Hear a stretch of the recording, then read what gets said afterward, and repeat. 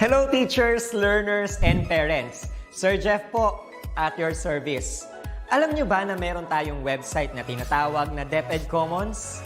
Ang DepEd Commons ay binuo upang gawing accessible ang pagtuturo at pag-aaral dito sa ating bansa gamit lamang ang inyong mga smart devices gaya ng cellphones, tablets, at computers. Dito ay maaari nating ma-access ang iba't ibang learning materials mula sa Department of Education.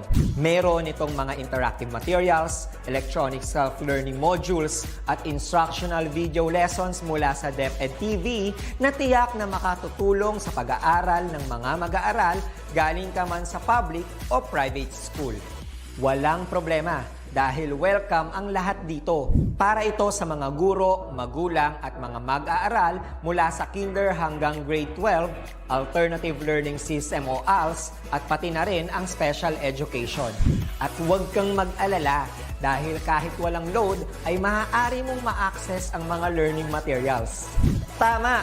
Libre ito.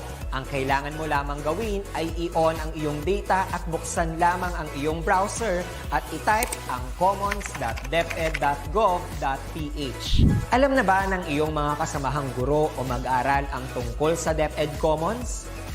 I-share mo na ang video na ito upang matuto rin sila kung paano gagamitin ang DepEd Commons sa mabilis at napakadaling paraan.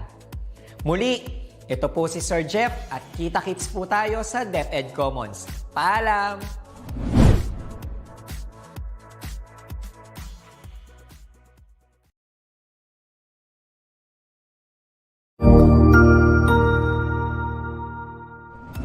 Magandang araw! Sir Wilbur po, at your service. Narito ang ETUlay upang gabayan ka sa inyong pag-aaral upang lubos na maunawaan ang iba't ibang paksa o subject. Ang ETUlay ay isang free online tutorial class na pinangungunahan ng DepEd Educational Technology Unit sa pamumuno ni Undersecretary Elaine Del B. Pascua. Ang programang ito ay hindi lamang para sa mga bata, kundi ito rin ay magsisilbing gabay sa mga magulang at mga guro kung paano nila ituturo o gagabayan sa bawat asignatura ang kanilang mga anak o mga estudyante. Sa kasalukuyan, ang self-learning module mula sa rehiyon ng Calabarzon at kilala sa tawag na Pivot ang ginagamit sa ating ETUlay online class. Kaya ano pang hinihintay ninyo? Ihanda na ang inyong mga ballpen o lapis, papel o kwaderno at samahan kaming itulay ang pagkatuto para sa bawat batang Pilipino. Sama-sama tayong magtutulungan para malampasan ang mga hamon sa panahong ito. Halina't matuto kasama ang inyong online tutor sa oras na ito.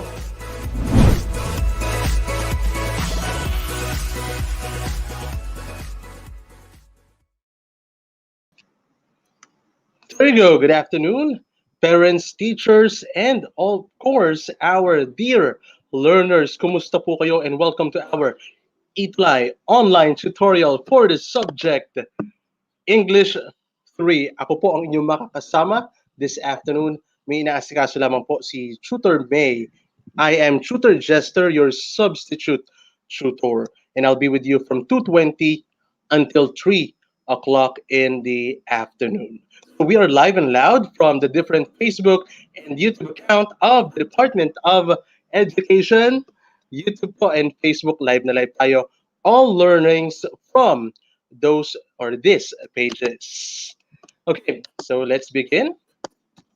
Our topic for this afternoon is the degrees of adjectives. We are on quarter 4, week 1. Our topic is degrees of adjectives. Alam ko na alam niyo na ang adjective, di ba? So we will try to get more of these as we go along with our lesson. So at the end of this tutorial, you are expected to first identify the different degrees of adjectives. And also, you are to classify the degrees of adjectives from one another and select the proper degree of adjective to fill in incomplete sentences. Okay? Right. So in the previous week or in the previous quarter, you were able to learn with Tutor May the comparison and contrast text and the parts of a simple story. And we all know that the comparison comparison and contrast text. It is a kind of informational text that determines the similarities and differences of two or more people, even animals, things, places, and even ideas. A simple story can be a fictional or the non-fictional text. Makatotohanan at makatotohanan at hindi makatotohanan, di ba? That has a title, characters, a setting, and events. Yung character, yung tauhan, yung setting, the time and place, kung saan naganap yung pangyayari, and yung mismong content or yung events. Okay, I have here a picture. Maraming salamat kay Ma'am May for siya po ang bumuo ng ating PowerPoint. Maraming salamat po. Meron tayong picture dito. Tapping, knowledge, and related to the lesson. Nakaka-relate for sure ang inyong mga parents and guardians, mga plantito at plantita. Kasi we have here a pot and a plant. Okay, do you have plants at home? Meron ba kayong plant or halaman sa bahay? Ha? Pwede kayong mag-type. Alright. Watching from Enrique Bautista Elementary School in San Pablo City, Laguna. That's Lord Generate de los Santos. Watching from Post Elementary School, that's Joel Jordan. Watching from Tilapayong Elementary School, Iana Rain Leonardo, and many. But I will try to read all of your comments. Yes po, meron po kami. Si Jacqueline, si Ryan, Janelle, I have a plant in our home. Brandon, Jacqueline, Lelaine, meron po. What kind of plant? Yeah. Why do you think taking care of plants is so famous nowadays? Bakit daw yung pag-aalaga daw ng mga halaman ay talagang popular ngayon? Dahil ba community quarantine tayo? Nauuso talaga, di ba? Watching from SSC EBMES Special Science Class, that's Azali Zamora. Okay, I have here an activity. All we need to do is here's the directions.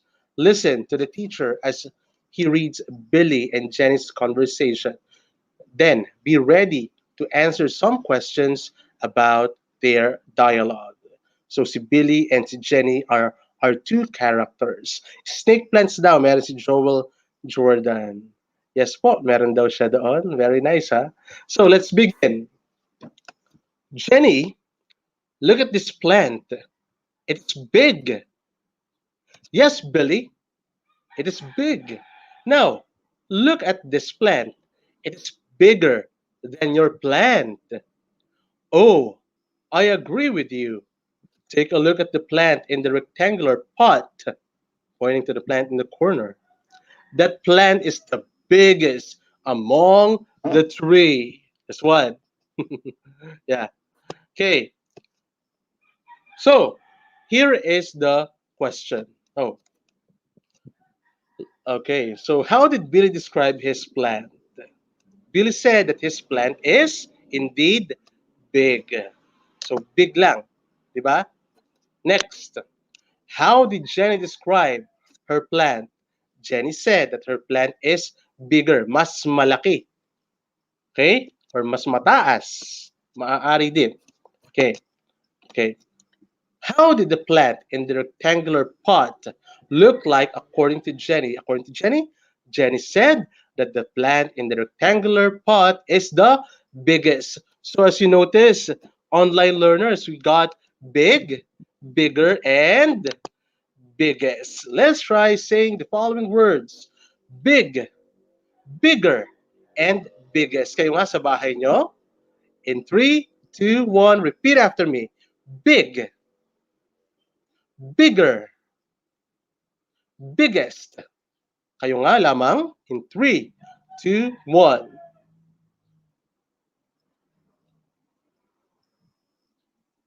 Very good. Yeah, you got it right. Janelle? Ang galing ha. Yana.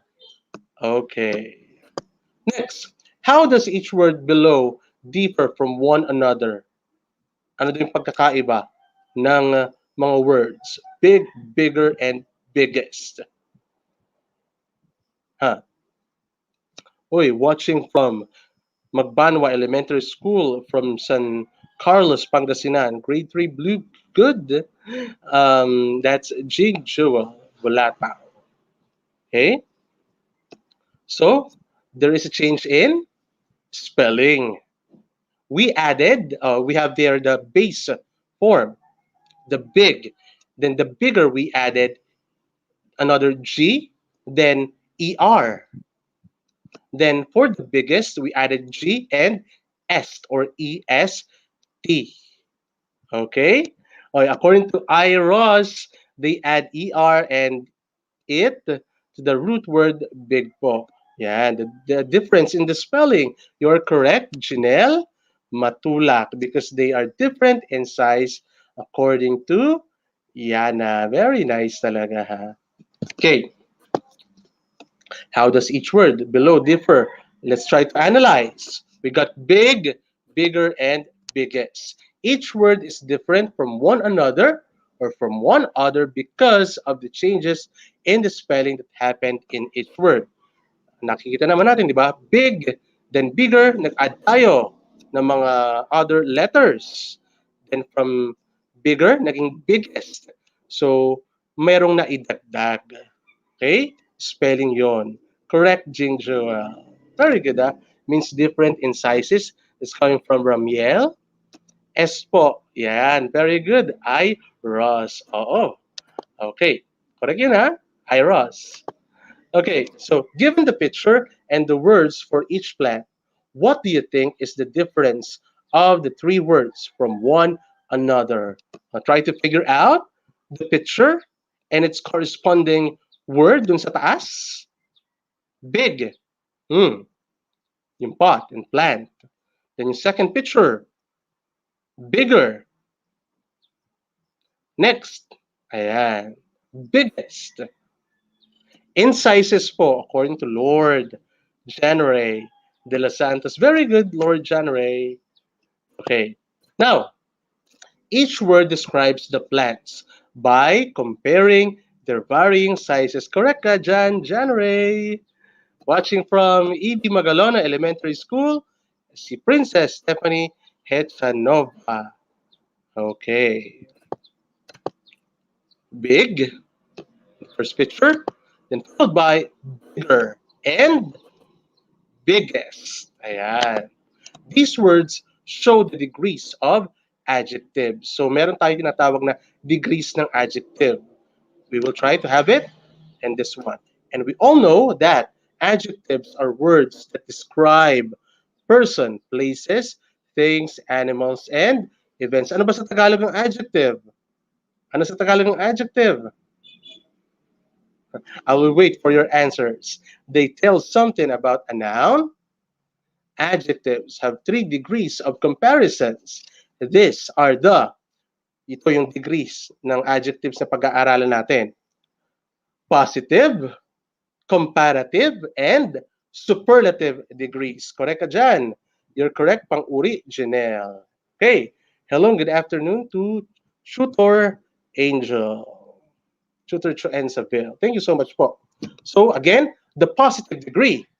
Then followed by comparative degree, and the last one, superlative degree. Let's have it one by one. The positive degree signifies quality. It talks about only one thing, and it is not being compared with one another. Walang comparison at all. Basic ika nga, di ba? Okay. The comparative naman, comparative degree signifies quality pwedeng in greater or in lesser degree. Diyan, dalawang bagay ang kinukumpara. Two things are being compared. May comparison, kaya nga comparative meron ng comparison. Dalawang bagay, maaaring bagay or kung ano man ang pinagkukumpara. And lastly, we got the superlative degree. Pinakamataas daw. Yan. Superlative degree signifies quality in the greatest or least degree naman. Maaari siyang mataas, maaaring mababa. Greatest or least degree. 3 or more items are being compared. Hindi dalawa ang kinukumpara sa superlative, kundi tatlo at mas higit pa ang pwedeng maikumpara with the superlative degree. So, tandaan, class, positive degree, comparative, and the superlative degree. Okay, let's try to figure out this picture. Okay, ano nga papansin niyo sa ating picture na nandito? Naglalakad na family, di ba? Okay.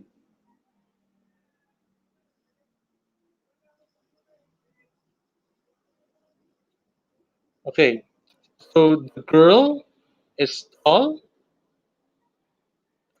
then, but how does the mother appear to be compared to her daughter? Huh? Ito po. The mother is taller than her daughter. And how does the father appear to be compared to his wife and daughter? The father is the tallest of them all. Okay, so we got tall, taller, and tallest. Tall, taller, and tallest. Okay?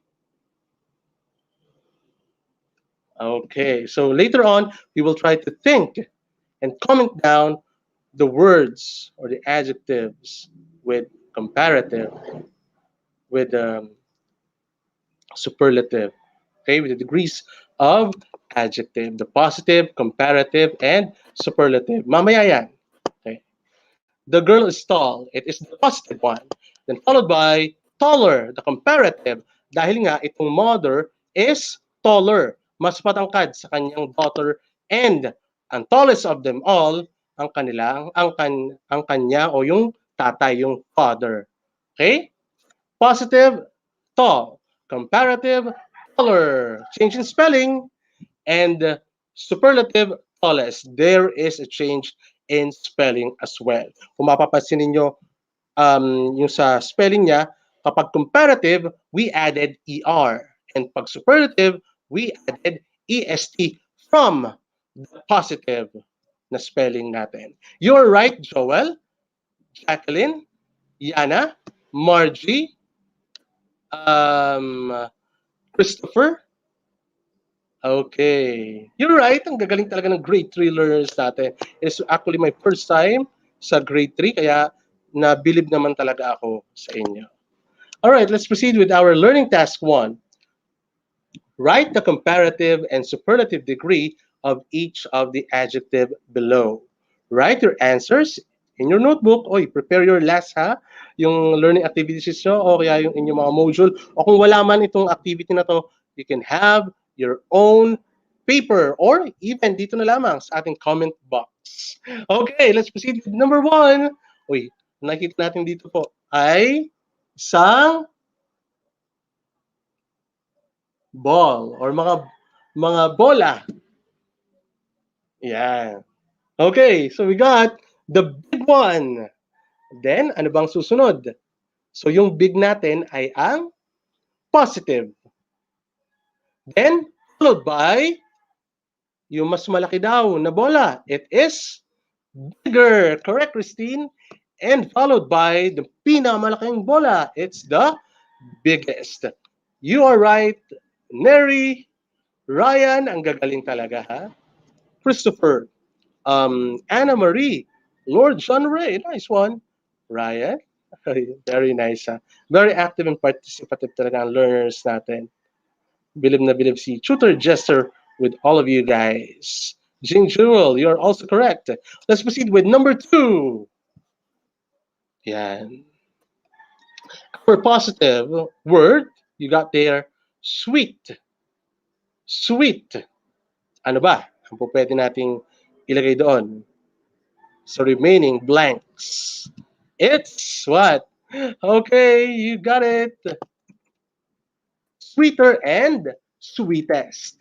You're right, Iros. You're right, Ryan.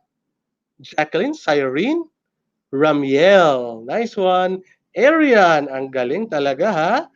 Ang galing. Hi, Ross. Very nice. Who knows? Baka kayo na maging tuty of the week ni Tutor May for next week. And we also got here, thick. Pag sinabi natin thick, makapal sa Tagalog, di ba? Thick. Number 3. We are on number 3 na. You are correct kanina. Emily, Christopher, oy, Janelle. It is indeed what? Okay, you got it, Lord January de los Santos. It's thicker and thickest. Thicker as our comparative and thickest as our superlative. Later on, mag-iisip kayo ha ng mga words na may positive, comparative, and superlative degree of adjectives, and later you will use that in a meaningful sentences or sentence. Okay? Tama ka, Margie, Cyrene, Jean. Ay, galing. Si Ahmed, si Jingjul. Sino pa? Si Joel. Nice one, ha? Nakakatuwa talaga. For sure, your teachers are really happy at this moment kasi they are seeing you participating in our ETUlay session, and by that, talagang they can see that you are really eager in learning despite the pandemic that we are experiencing. Some adjectives are irregularly compared. Hindi lang sa spelling, kung kanina, we are just adding ER and EST. ER for comparative and EST for superlative. However, meron ding irregularly na compared o yung nagbabago yung spelling o there is a change in spelling from positive to comparative. Talagang ibang-iba yung spelling niya. Hindi lang tayo magdadagdag. Talagang pinalitan talaga natin mostly yung mga letters doon sa meaning ng positive to comparative to superlative. Tama ba, Joel? Uy, tama daw ako, sabi ni Joel. Jacqueline, Margie, Neri, Jericho. Yan. Pwede nyo i-type ang inyong school ha, so that your school will be acknowledged. Okay? Yung teacher mo at yung principal mo. Okay. So we got here the positive degree, good, bad, ill, many, much, little, less. So isa-isahin natin. From positive degree ng good, it will become better. Oy, there's a change in spelling talaga. Nagbago talaga yung mismong spelling. Ano? Pero yung thought niya, nandun pa rin. Umangat lang ng bahagya yung good. Yung meaning ng good, naging better siya. That is comparative degree of good. Yun ay better. Then, ang superlative naman ng better ay best. Good, better, and best. Okay? Watching from Santo Tomas Elementary School, SDO Aliaga Annex. That's Ryan Matthew Cobar. Tilapayo Elementary School, si Mrs. Agnes R. Antonio, according to Rihanna Rain. Nice one. Correct. Christopher Elorim. Christopher Jr. Elorim. Nice one. So yung bad naman, ito ba'y badder or baddest? No. It is from bad, yung positive, ang kanya comparative ay magiging worse. Nag-change again ng spelling. Notice the spelling. And yun namang superlative, naging worst. Okay? Try to notice their spelling. From bad to worse, yung letter E yung dulo, and superlative naman, worst. Letter T ang dulo. Katulad nung nasa naunang word, di ba? Next, we got ill. Pwede, ganun din. Worse and worst. Okay? Watching from si Ann Domingo from General Aguinaldo Elementary School, Main Division of Isabela. Wow. Okay. Nice one. Magalona Elementary School, SSCC Brandon Bolivar. Okay. Next, we got many. Is it manier? Maniest? Indeed, mali yon. Ano? So kapag many, ang positive natin, magiging ang comparative naman niya ay more and most. Okay? Let's move naman dun sa little. Little, less, and least. Kapag less, lesser, and least. Alright. Thank you so much, ha? Don Enrique Bautista Elementary School, Debes in San Pablo City, Laguna. Very good, Lord. Very good, Lord talaga. Watching from grade 3, Acacia of Santa Cruz Elementary, Quezon. Teacher daw niya si Melissa, si Ma'am Melissa Napoles, si Iros. Ay, very nice. Next one, testing one's knowledge. Try to figure out the picture. Pansinin nyo ng mabuti yung picture. Yung, ano bang picture meron tayo? We got a glass of water. Di ba? There is a little amount of water in this glass. How much water is in this glass compared to the glass on the right? There is a less amount of water compared to the glass on the right. How much naman water is in this glass compared to all the glasses? Ito naman. This glass has the least, pinakakaunti daw, least amount of water of the 3 glasses. So from little, less, and least. Okay? All right. Remember, some one-syllable adjectives with a single vowel before the consonant form their comparative and superlative degree by doubling the last letter or inuulit daw yung last letter before adding ER. Katulad nung may mga words tayo maya-maya. Ulitin ko sorry Some one-syllable adjectives with a single vowel before the consonant form their comparative and superlative degree by doubling the last letter before adding ER for the comparative and the est or yung EST for the superlative degree. Example, mad, madder, maddest. Yung mad na positive natin, para maging comparative siya, dinoble yung D. Ang D yung last letter dun sa word. Bago pa idagdag yung ER para maging tama ang spelling for comparative. Doon naman, for superlative, dinagdagan din ng another D. Then, we added the est to make it a correct spelling ng superlative degree ng mad, which is maddest. Did you get it? Tama daw, according to Joel. Thank you so much, Iana. Okay, opo, according to Sari, nakikinig talaga ha. Next, ito naman. The word than is often used with comparative adjectives.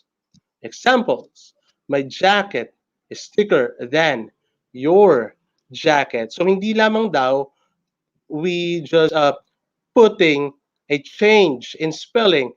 However, we may use than para mag-compare ng mga bagay. My jacket is thicker than your jacket. Alam na naman natin yan, di ba? Than. Next, the word the before an adjective signifies superlative degree. So gumagamit pala tayo ng the or yung article na the that which signifies the superlative degree of an adjective. She is the cutest among the 3. She's the biggest. She's the tallest. Okay? She's the smallest. Did you get it?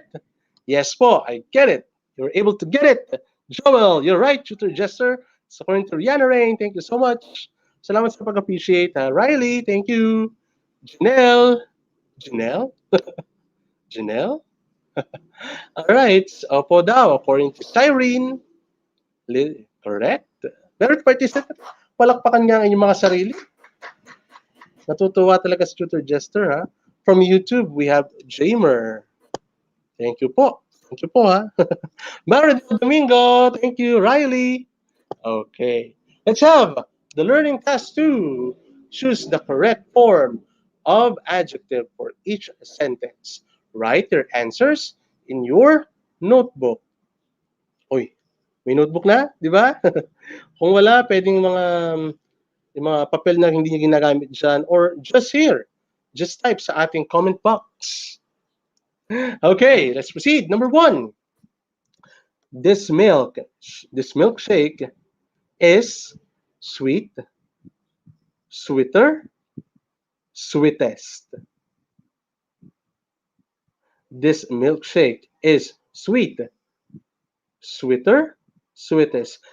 Kindly or identify or make it analyze the content ng buong sentence. Kapag inanalyze mo yung sentence, makikita mo or maiisip mo, ay ito pala yung tamang sagot for this. Ay, positive degree pala to. Ay, comparative pala. Ay, may kinumpare, so it's comparative. Ay, walang kinumpare, it is positive.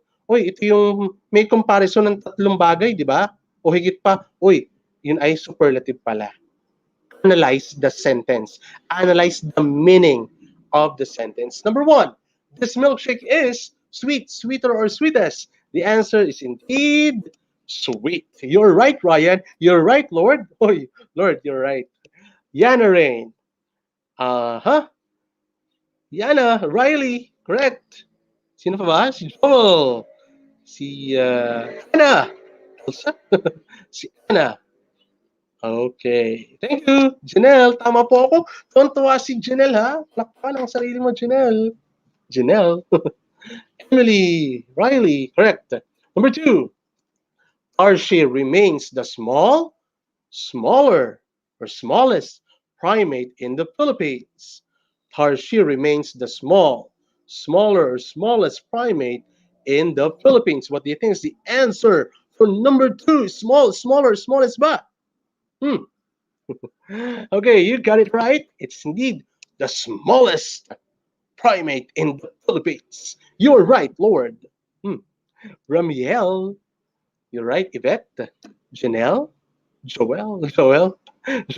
Maridel. Correct? Tama? Tama kayo? Sino pa ba? Si Arian.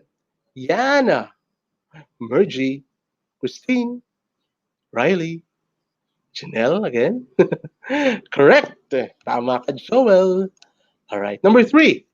My uncle is the richer, or richest man in our town. My uncle is the richer in our town. Huh? What is your answer for that? Huh? Wait, according to Janelle, it's... Wow. Riches? Rich daw, according to Janelle. Hello, good afternoon to Sir June. Si Sir Kuya June. Kuya June, sa Lagubang, Manalo from the San Juan, Batangas. From San Juan, Batangas. Ayan. Thank you so much, Idol, Kuya June. To Ma'am Chuenza also, Ma'am Angel, thank you po. And also, we got, you're right, Neri. Yeah, tama ka, Lord, Yvette. Richest man in our town. How I wish that would also be the richest man. Soon. Sipag at syaga ang kailangan, di ba? Number 4, today's weather is cloudy. Cloudier, cloudiest than yesterday. What do you think is the answer for number 4? You were right. Okay. And the answer for that is cloudier. According to Tutor Je. Salamat, Tutor Je. Yeah, you're also right. Baka magtampo. Si Janelle, si Ai, si Arian, Riley. Number 5. The sound of the chirping birds. Pleasant, more pleasant, or most pleasant than the sound of crickets. The sound of the chirping bird. Pleasant ba? More pleasant, or most pleasant? What do you think is the answer for number 5? Oy, watching from Taal Central School, si Mark Mendoza ulit. Very good, ha? More pleasant, according to Ma'am Je. To I, it's more pleasant. Cloudier, kanina. Mergy, more pleasant. It's indeed more pleasant. Kasi we used the word that. Diba? It signifies, pumiyok pa, that, or comparative. Okay. Kung mapapasin nyo, class, we have used the more, and meron din kanina most, di ba? Kapag more, it connotes comparative. Kapag most naman, superlative. Hindi lahat, we are changing the spelling or adding ER and EST. However, meron din tayong ina-add na more na word from the positive degree para maging comparative. Most naman para maging superlative. Did you get it? I hope you were able to get it. Thank you so much, Iros. Okay. Learning task 3. Complete the story by supplying each blank with the correct form of the given adjectives. Write your answers in your notebook. One sunny day, Galvez family went on a picnic near the river. Sammy, the blank, ang word natin is young, among the 3 children of Mr. and Mrs. Galvez, saw a flock of ducks along the river. Ang ating positive word is young. What do you think is the answer for it? Ha? Come on, online learners. Huwag mahihiyang magsagot. Alright. Kasi nga may word na among the 3, tatlo ang kinukumpara. It is indeed the youngest. You are correct. Arian, correct ka din. Eros, Lord, Riley, tama ka. Correct ka dyan. Maridal, tama ka din. Next, it is fat. I know. Sammy said, yes, Sammy, take a look at the black duck. It is blank. Yung word natin is fat. Then, the yellow duck. What is your answer for the fat one? Ano ba? Fatter or fattest ba yan? Let's reveal. It's fatter. You're right. Yana, Ryan, Lord, Iros, correct. Okay. Then, the yellow duck, Lisa said with excitement. Next paragraph. As soon. Wait. Dun sa fatter, kaya sinabi natin siyang comparative. Kasi nga, may word na than. Di ba? At isa lang. Merong kinukumpara sa kanya. Okay? Kaya it is a comparative fatter. Proceed na tayo sa next one. As soon as the table is ready, they began eating their lunch that Mrs. Galvez prepared. Mother, this is the blank delicious adobo I have ever tasted. Mother, this is the blank delicious adobo I have ever tasted. Ano ba ang tamang sagot dyan? Okay, it's most delicious. You're right. Janelle, Joel, I, Lord, Yana, Arian. Ano ba? Palayo ako ng palayo. You're right. Tama ka, Iros, Yvette. Next. Ayusin ko lang pagbasa ha. Mother, this is the most delicious adobo I have ever tasted. Harold exclaimed. The children swam in the river. The water from this river is blank, cold than the water from our faucet. Arteno, from faucet. The water from this river is cold than the water from our faucet. Is it colder or coldest? You're right, Janelle. It's colder. Tama ka. Tama ka rin. Tama tayong lahat. And it was the best day ever. Nice work. Thank you so much, grade 3 English learners, for in our summarizing learning the degrees of adjectives. Show that the words that we use to describe people, things, animals, places, and ideas can be in varying levels depending on how they appear to be. There are 3 degrees of adjectives: the positive, the comparative, and the superlative. Knowing the different degrees of adjectives help us to describe nouns and pronouns. Thank you so much to our tutor May. Next week, makakasama nyo na siya. Ako po, si Tutor Chester. I had fun with our grade 3 learners. Goodbye.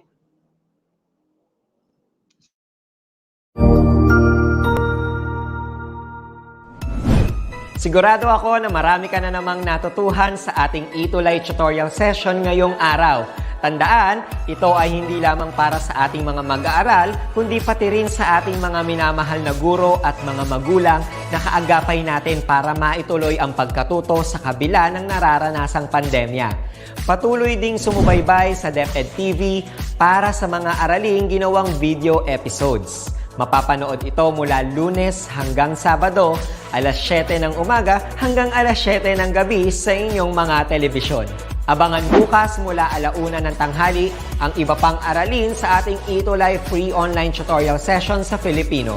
I-like and subscribe at manatiling nakasubaybay sa ating ETUlay tutorial session sa DepEd Edtech Unit FB page at Educational Technology Unit channel sa YouTube at sa DepEd Tayo at DepEd Philippines social media accounts. Paalam!